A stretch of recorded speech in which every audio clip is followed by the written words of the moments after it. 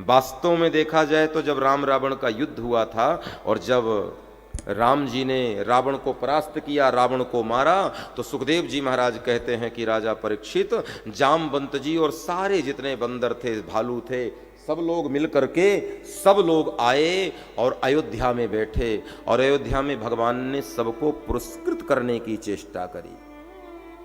जितने बंदरों ने भगवान को रावण को मारने पर रावण को मारने पर राम जी की सहायता प्राप्त करी थी, राम जी को विजय प्राप्त करने में सहयोग प्रदान किया था, आज अयोध्या के सम्राट बन गए भगवान, अयोध्या के राजा बन गए भगवान। और अयोध्या की जब राज्य गादी में भगवान बैठे तो भगवान ने सोचा सबको पुरस्कृत करना है, और सबको पुरस्कृत करने का निर्णय जब भगवान ने लिया तो कहते हैं, सुखदेव जी महाराज कहते हैं कि राजा परीक्षित, भगवान ने निर्णय लिया कि मुझे सबको पुरस्कृत करना है, और भगवान ने सबको पुरस्कृत किया। किसी को भक्ति, किसी को मुक्ति, किसी को युक्ति, तुष्टि, जो जिसने मांगा भगवान ने सबको प्रदान करी। और सुखदेव जी कहते हैं अंत में जामवंत जी का नंबर आया, और जब जामवंत जी का नंबर आया तो भगवान ने जामवंत जी को कहा कि आप भी मांग लो, आपको क्या चाहिए। तो जामवंत जी ने कहा मुझे धन नहीं चाहिए, मुझे वैभव नहीं चाहिए, मुझे प्रतिष्ठा नहीं चाहिए, मुझे मान सम्मान नहीं चाहिए। यदि आप कुछ देना चाहते हो तो मेरी एक कामना पूर्ति कर दो महाराज। बोले कौन सी कामना? बोले कामना ये है, आपने रावण को मारा है, रावण को पराजय किया है, रावण को परास्त किया है, मुझे ठीक लग रहा है, लेकिन मेरे विशाल बाहुबल में खुजली हो रही है। मुझे ऐसा लग रहा है कि मुझसे आप युद्ध करें और एक बार जरा दो दो हाथ मल्ल युद्ध मेरा। और आपने कहा जामवंत जी, सेवक और स्वामी के बीच में युद्ध होगा तो जगत में संदेशा अच्छा नहीं जाएगा। जगत की जो गति है वो दुनिया के लोग कहेंगे भगवान ने अपना बल पौरुष दिखाने के लिए अपने सेवक से मल्ल युद्ध किया।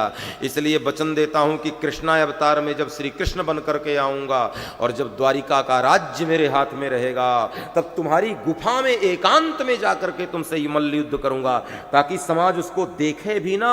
और उस समय न तुम मेरे सेवक रहोगे और न तुम्हारा मैं स्वामी रहूंगा, तुम एक पराक्रमी योद्धा रहोगे और मैं पराक्रमी एक सम्राट रहूंगा। सम्राट और योद्धा के बीच में युद्ध होगा तो दुनिया में संदेश सही जाएगा, लेकिन सेवक और स्वामी के बीच में युद्ध होगा। देखो भैया, जिससे हमारा भागवत दर्शन यही कराता है, झगड़े वहीं अच्छे लगते हैं झगड़े जहां होने चाहिए। ये भगवान कृष्ण का चिंतन दर्शन है, भागवत कोई कहानी नहीं है, एक एक चिंतन दर्शन दे रही है आपको। झगड़े वहीं अच्छे लगते हैं जहां हो जाएं तो कोई ये ना कहे कि अरे इनके और इनके बीच में झगड़ा हुआ। लेकिन जहां नहीं होना चाहिए झगड़े, यदि वहां होंगे तो समाज क्या करेगा? तुम्हें परिष्कृत नहीं, तुम्हें अपमानित करेगा। अच्छा ईमानदारी से बताना, पिता और पुत्र के बीच में झगड़े हो तो अच्छा लगेगा क्या? दुनिया क्या कहेगी? अगर पिता और पुत्र के बीच में झगड़े हो रहे हैं तो ये बात पक्की मानना कि समाज उसे अच्छी दृष्टि से नहीं देखेगा। माता और पुत्र के बीच में झगड़े हो रहे हैं तो समाज अच्छी दृष्टि से नहीं देखेगा। भाई और भाई के बीच में झगड़े हो रहे हैं तो समाज उसके अच्छी दृष्टि से नहीं देखेगा। परिवार के आपस में झगड़े हो रहे हैं तो समाज अच्छी दृष्टि से नहीं देखेगा। भाई भाई के झगड़े हो रहे हैं तो समाज अच्छी दृष्टि से नहीं देखेगा।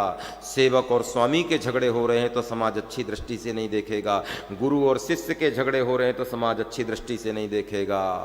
इसलिए भगवान कहते हैं जो संबंध प्रेम करने के लिए बने हैं, सेवा करने के लिए बने हैं, समर्पण करने के लिए बने हैं, वहां झगड़े की कोई गुंजाइश नहीं। झगड़ा तो दो झगड़ालू व्यक्तियों के बीच में ही अच्छा लगता है कि दोनों लड़ने के लिए ही बने हो, दोनों के बीच में और कोई रिश्ता ना हो तो चलो शत्रु का रिश्ता।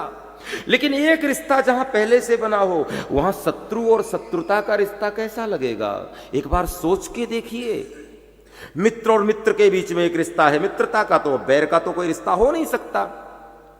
पति पत्नी के बीच में पति पत्नी का रिश्ता पहले से बना हुआ है, तो जब पति पत्नी का रिश्ता बना हुआ है तो फिर अब बैर की तो कोई गुंजाइश नहीं, शत्रु का रिश्ता तो बनाया नहीं जा सकता। तो आप सोच के देखना कि दुनिया में सारे झगड़े केवल इस बात पर खत्म करना चाहते हैं भगवान राम कि जहां पहले से एक रिश्ता बना हो वहां शत्रु जैसा कठोर रिश्ता बन ही नहीं सकता। जब मित्र मित्र बन गए, भाई भाई बन गए, पति पत्नी बन गए, सखा सखा बन गए, पिता पुत्र बन गए, पत्नी पत्नी पति पत्नी बन गए, अब बताओ जो रिश्ता पहले से मौजूद है उसको दाव में लगाकर ये शत्रु वाला रिश्ता बनेगा क्या? भगवान ने एक संकेत किया कि हमारे और आपके बीच में वास्तव में यदि कोई रिश्ता है तो सेवक और स्वामी का रिश्ता है।